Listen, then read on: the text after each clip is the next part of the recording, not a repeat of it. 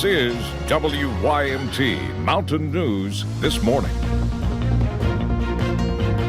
Good morning. The time is 6:30 on October 7th. I'm Madison Pergram, and thank you for joining us on Mountain News This Morning. So it rained yesterday, and this morning, if you're waking up, you're hearing rain on the roof, so you might want to push the snooze button. But let's go to Kelly McShane. Are they going to see this rain throughout the day and need that rain jacket? Yes, we're going to need the rain jacket, need the umbrella, and need the rain boots because it is going to be a soggy day here in the mountains, and it's already off to a soggy start throughout the region.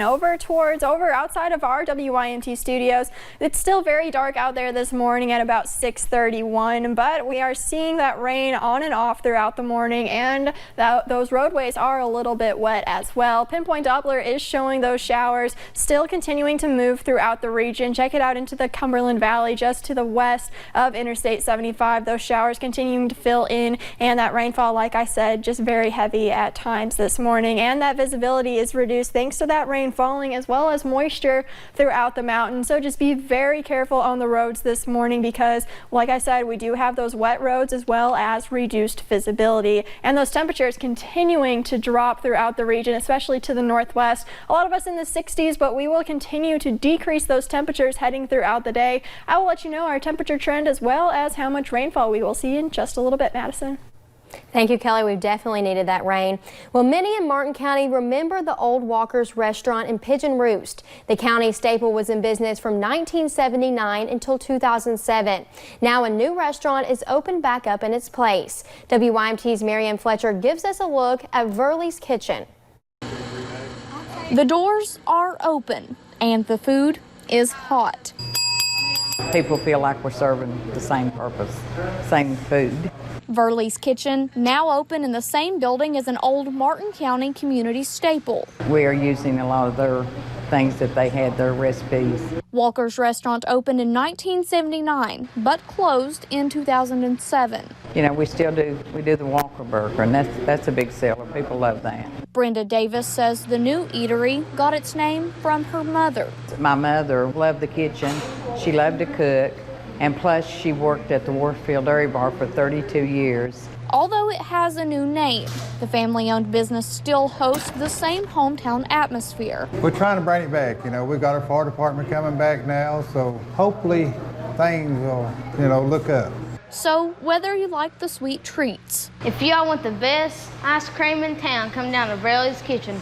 Or the hot food. My favorite food is the sub sandwiches. One thing you will find here is hope. It gives other people hope that you can open a business in Martin County. Looking forward to the future while preserving the past in Martin County. Marianne Fletcher, WYMT Mountain News.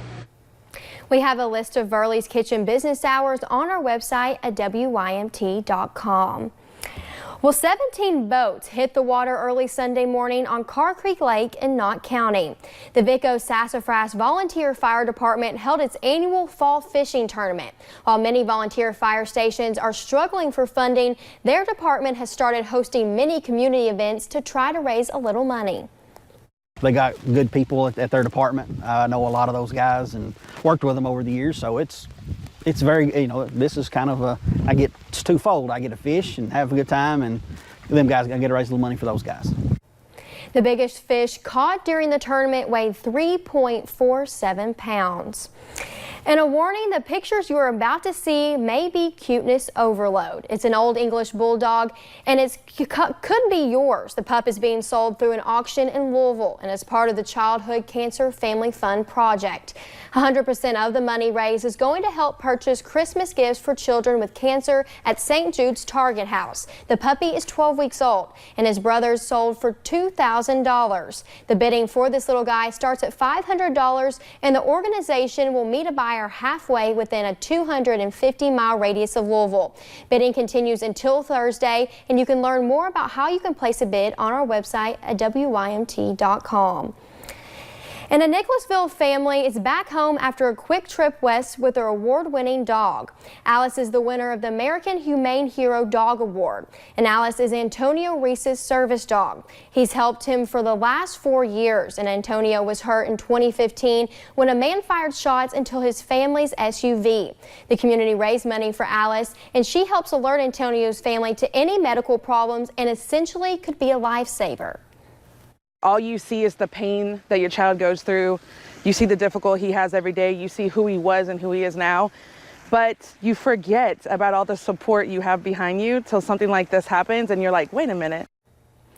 Alice was nominated and won the title of Service Dog of 2019. The family traveled to Hollywood for a TV special about the year's nominees, and it will air October 21st on the Hallmark Channel. And people gathered in Cincinnati on Sunday to get together in support of Alzheimer's disease awareness. The folks here came dressed in a sea of purple, which so happens to be the awareness color for Alzheimer's disease. And Alzheimer's disease is an irreversible progressive brain disorder that slowly destroys memory and thinking skills and eventually the ability to carry out the simplest task. Thousands showed up at Sawyer Point to do their part, walking about 2 miles to show their support and remind people what so many in the country are battling. Alzheimer's is the 6th leading cause of death throughout the country, and so we are the 10th largest walk in the country 3 years in a row. So we're trying to increase that and be, 9 or 8. But our goal for this year is to raise $1.1 million. We're about 78% to goal so far. People at the walk were carrying different colored flowers. Each of them had their own meaning. Yellow meant you were supporting or caring for someone with the disease. Purple meant you lost someone to Alzheimer's. Orange, you support the cause and want a world without the disease. And blue means you have it. Well, October is also Pregnancy and Infant Loss Awareness Month, and on Sunday, folks gathered at UK Hospital to honor the memories of some children who were taken too soon. The NICU and labor and delivery units hosted a walk to remember the babies who have died. It includes planting a tree and releasing balloons at the Arboretum. That part is delayed due to yesterday's rain, but people still gathered, all with one thing in common. Their children were some of the nurses' tiniest patients. They arranged to actually take him outside, and it was amazing. They had to, of course, bring all his stuff with them, but they arranged for him to go outside and get some sunlight, and he did fantastic. They wrote down memories of their baby's short but precious lives and read poems about loss, sharing their pain and grief, but always reassured they have someone who will be there for them. And on this past rainy Sunday, aviation enthusiasts in Louisville wrapped up the annual Bowman Fest. The event, which has gone on every year since 2016, promoted aviation and featured rare vintage aircrafts, warplanes, and more. And for Pat McDonald, the director of the event, it is so much more than just a fun weekend.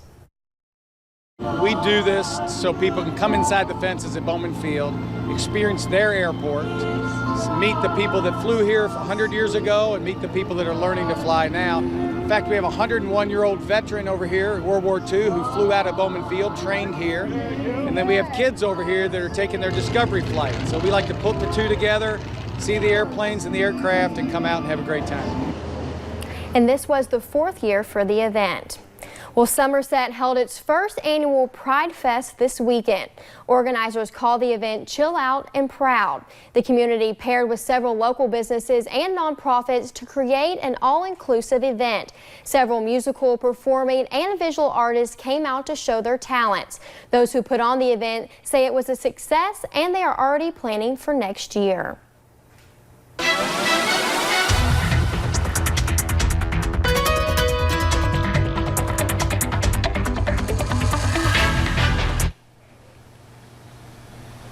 It is definitely a soggy start to our Monday here in the mountains, but this rainfall is much needed, so I'm sure a lot of us are happy to finally be getting that rainfall, but it could be heavy at times this morning, so just be very careful on your morning commute. Now those temperatures, we are in the 60s for the most part, but check it out, just to our north and west, those temperatures, they are in the 50s, and we're going to continue to see those temperatures cool off heading throughout the later morning and afternoon hours. So be sure to download the WYMT WYMT weather app. It is free in all app stores. You can track the rainfall as well as the temperatures throughout the day. We're going to be seeing about a 90% chance throughout the morning, early afternoon hours, and those temperatures going to continue to fall. About lunchtime, 60 degrees, and then as we head a little bit later into the afternoon, we will be in those upper 50s throughout the region. Madison, I will let you know how much rain we can expect and what to expect for the rest of the week here in just a little bit.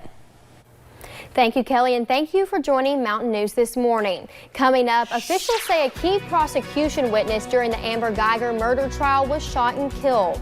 And an emu is recovering from gunshot wounds after allegedly being shot by a sheriff's deputy in Wisconsin.